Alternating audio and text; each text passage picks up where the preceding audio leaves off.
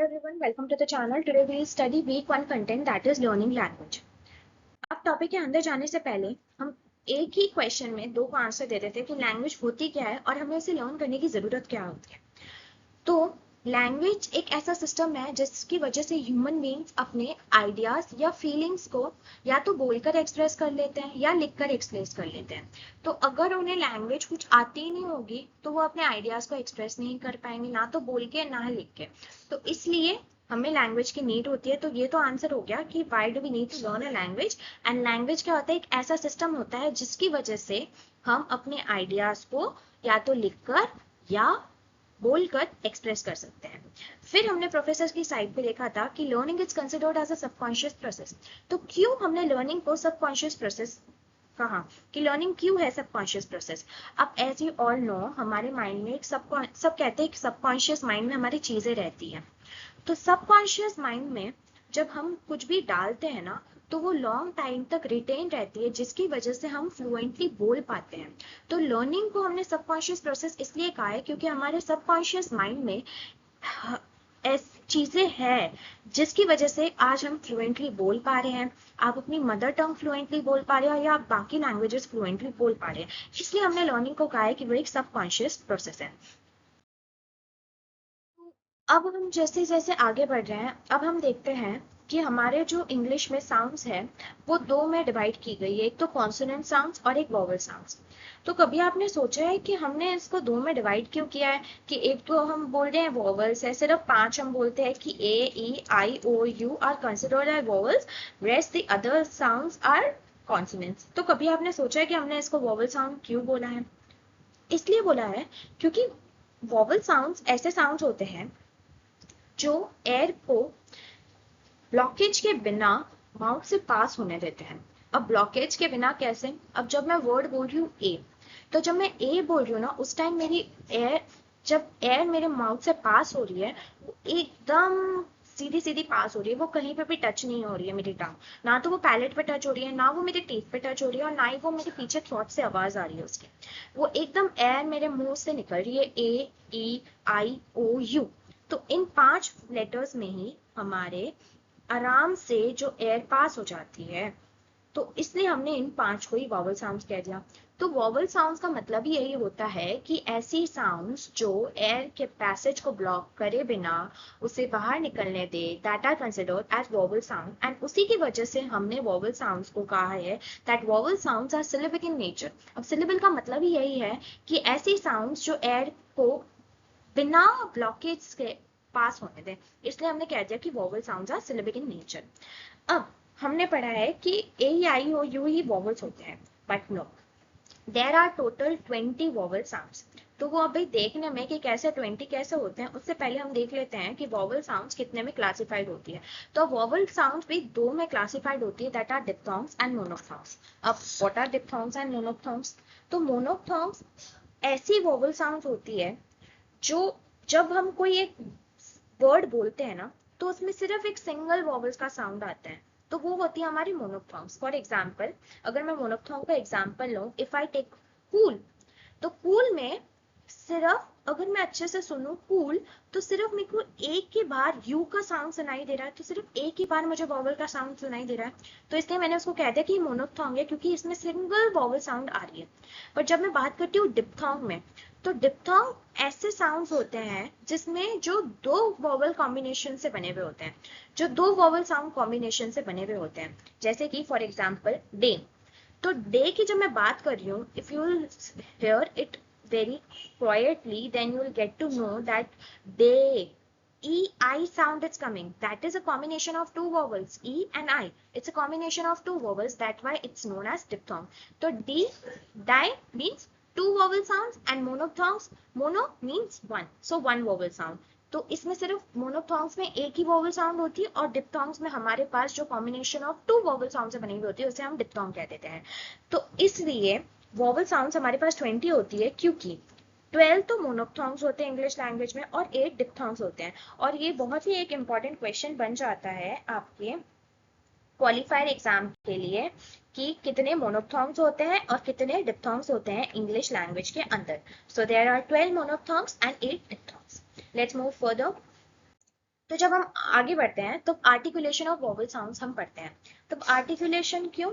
तो आर्टिकुलेटर्स ऐसे साउंड्स होते हैं, ऐसे साउंड होते हैं जो कहते हैं कि आप कितना क्लियरली या कितना इफेक्टिवली हम एक्सप्रेस कर पा रहे हैं एक स्पीच या राइटिंग को।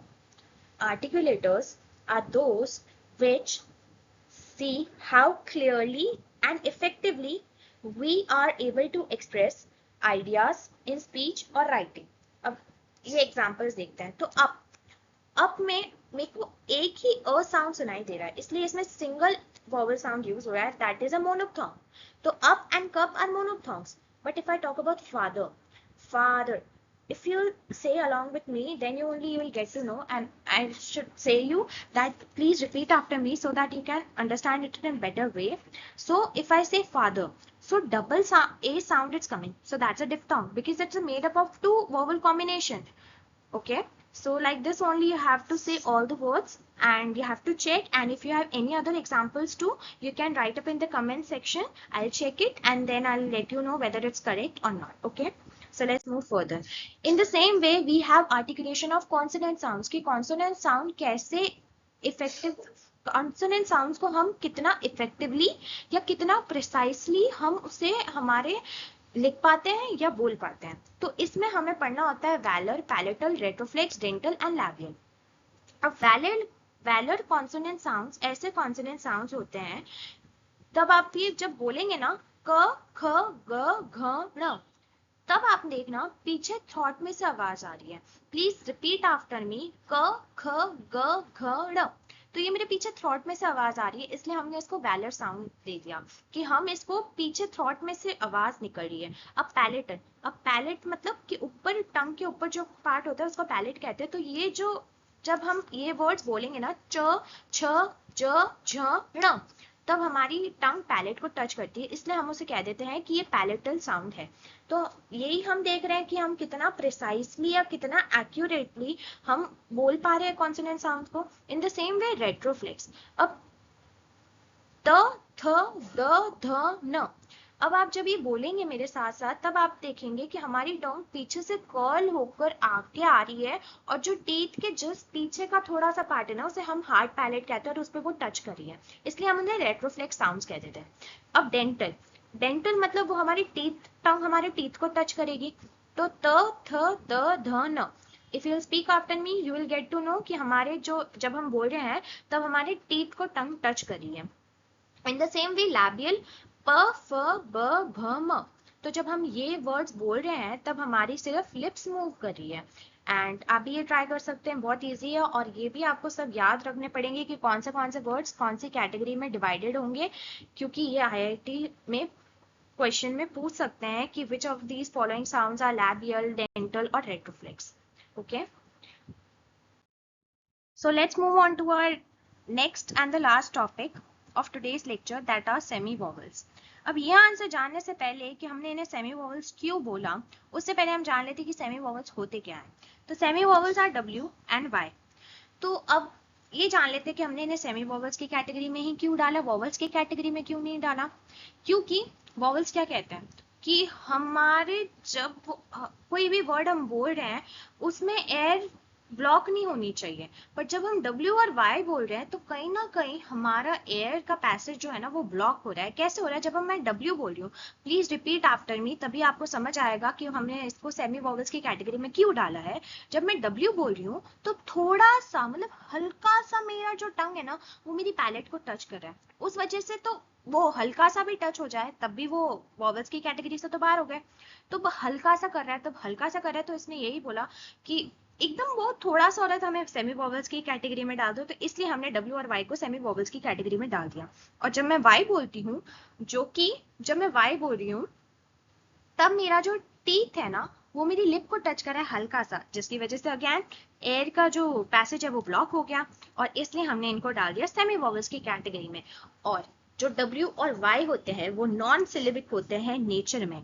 अगेन नॉन सिलेबिक क्यों होते हैं? क्योंकि वो एयर के पैसेज को ब्लॉक कर देते हैं, and that's the reason. So you just need to learn that W and Y are the semi vowels in English language.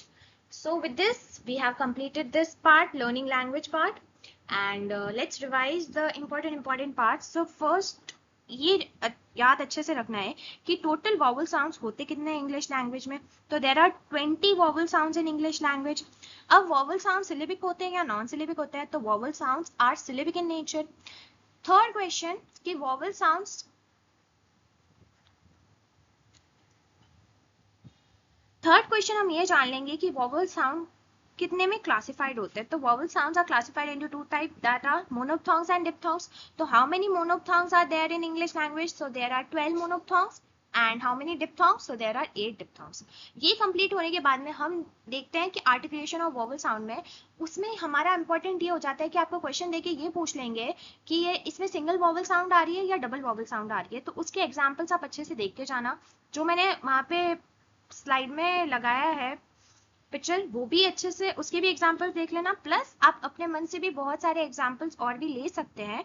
और अगर आपको समझ नहीं आ रहा और आपको कुछ याद आ रहा हो कि ये होगा या नहीं होगा, तो आप कमेंट सेक्शन में लिख देना, मैं चेक कर लूंगी कि वो होगा या नहीं होगा and I let you know. ठीक है, फिर हम देखते हैं कि आर्टिकुलेशन ऑफ कॉन्सोनेंट साउंड्स में। तो वो आर्टिकुलेशन ऑफ कॉन्सोनेंट साउंड में कोई भी आपको एक वर्ड देके पूछ लेगा कि ये पैलेटल है, लैबियल है, डेंटल है, कौन सा साउंड में वो निकल रही है, तो वो सब आपको याद होना चाहिए। उसके बाद में हम सेमी वोवेल्स में कि कौन से सेमी वोवेल्स होते हैं, कौन से वर्ड सेमी वोवेल्स कैटेगरी में आते हैं। तो डब्ल्यू और वाई सेमी वोवेल्स कैटेगरी में आते हैं, और वो नॉन सिलेबिक होते हैं या सिलेबिक होते हैं? तो semi vowels are non syllabic in nature. यही मेजर इंपॉर्टेंट पार्ट था इस टॉपिक में। And with this we have completed this topic, so thank you for watching.